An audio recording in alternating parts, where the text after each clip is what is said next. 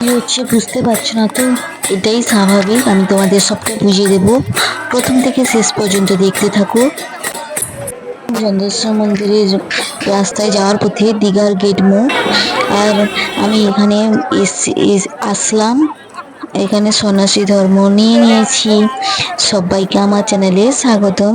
আর এখানে চন্দনেশ্বর মন্দিরের গেটে ঢোকা মানে অর্ঘ্য দেওয়ার সন্ধ্যার সময় লোকটা দেখো কতটা পরিমাণে। আমি তো আরো ঠেলের সময় মানে ভিড়ভাট্টার সময় যাইনি। আর এটা হচ্ছে সন্ধ্যের সময়, পুকুরে দুধ পুকুরে চারিদিকে লোকের সমাগম। আর এখানে বেকলি পড়ানো হচ্ছে। বেকলি পড়ানো মানে আমি তোমাদের সবটা বুঝিয়ে দিচ্ছি। অর্ঘ্য দেওয়া, যারা জানো, অর্ঘ্য দেওয়ার সময় তার আগের মুহূর্তে এইভাবে বেকরি পরানো হয় ঢাকের তালে তালে।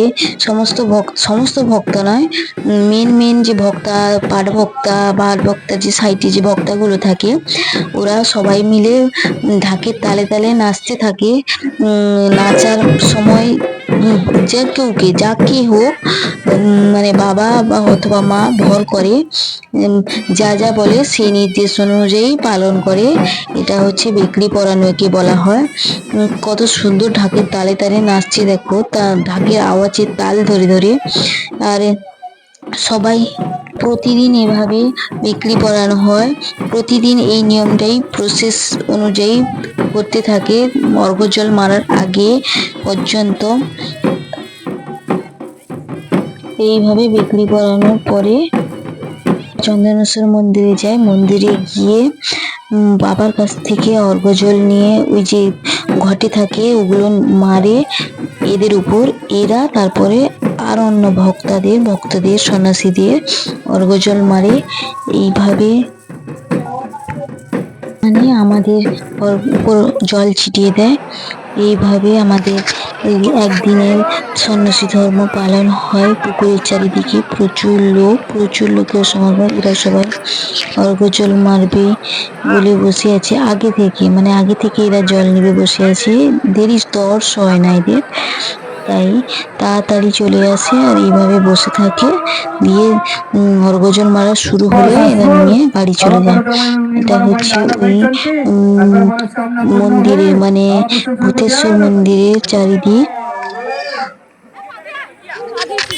এখানে আমরা ওই মন্দিরে থাকাকালীন অবস্থায় বেড়াতে এলাম। আমি এই মন্দির দেখিনি বলে তাই বেড়াতে এলাম। এশিয়া মহাদেশের মধ্যে বৃহত্তম মন্দির এটা। ভারতের নয়, এশিয়া মহাদেশের মধ্যে বৃহত্তম। পারলে তোমরা একটা দেখে যেও, এই ঠাকুরের দর্শন করে যেও।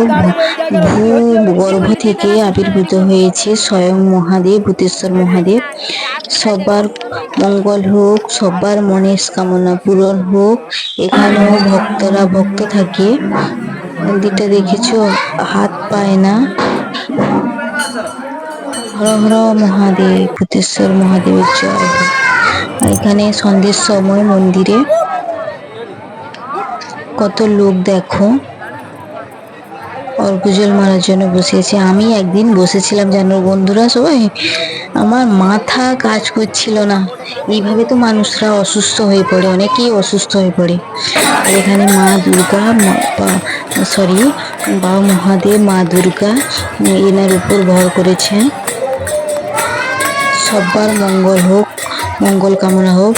মা দুর্গা বাবা মহাদেব কিভাবে আশীর্বাদ দিচ্ছে দেখো। তোমরা তো ভিডিওটা প্রথম থেকে শেষ পর্যন্ত দেখলে বুঝতে পারবে, স্কিপ করলে বুঝতে পারবে না।